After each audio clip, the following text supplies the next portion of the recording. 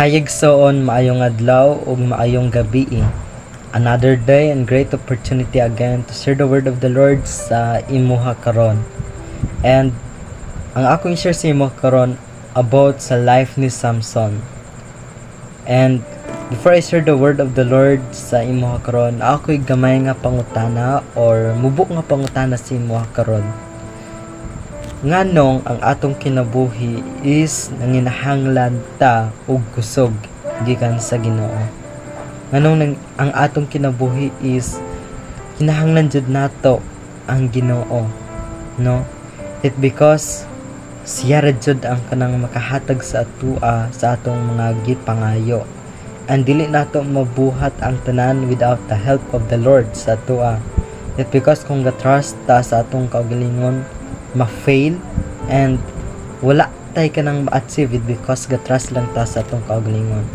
But if we fully trust God, no, maangkon jud nato sa iyaha ang kasiguraduhan. You know, these scriptures nga akong i-share sa imo karon, very nice kayo siya it because the life of Samson. But before nako i-share ang kini nga verses, atong tun-an kung kinsa si Samson. No, si Samson is, the Bible says siya ang adunay extraordinary strength, no, sa Bible. Walay mahisama sa iya kakusog. And mao na ang life ni Samson. And tungod sa kakusog ni Samson, naapod siya kanang weakness in life. Unsa gani ang iyang weakness sa iyang kinabuhi, which is naano siya sa lust, no, na kumbaga na addict siya sa lust. In short, naa sa iyaha ang kanang sexual immorality. Always siya mahina pag makakita siya og kanang mga babaye. And bao to ang weakness ni Samson. And these verses makita siya sa Judges chapter 16 verse 28. The Bible says, unya nagampo si Samson, o Ginoong Dios, hinumdumiin taon ako, hatagin taon ako kusog, bisan karon na lang aron makabalos ako sa mga Filistihanon nga milugit sa akong duha ka mata. Kini nga verses, no, I know nga familiar ka ani it because I think na kita nimo ang kini nga movies, no, Samson. And kini nga verses mo ni ang last nga hangyo ni Samson sa Ginoo. It because sa life ni Samson, always niya gina-consider ang Ginoo sa iyang kinabuhi. And tungod kay gina-consider niya ang Ginoo sa iyang kinabuhi, na asya vow sa Ginoo, which is tuluman to ang iyang vow, di ba?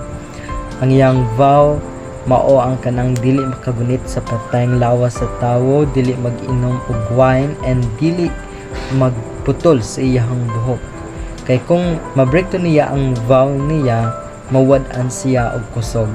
But this time, no, katong nga vow na break niya it because naputol ang iyang buhok, no.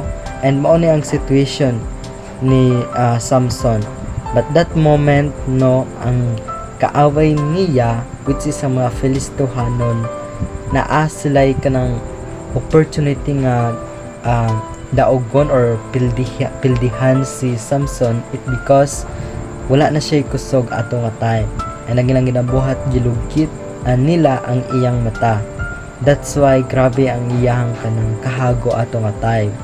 But sa kini nga situation, naghangyo si Samson sa Ginoo.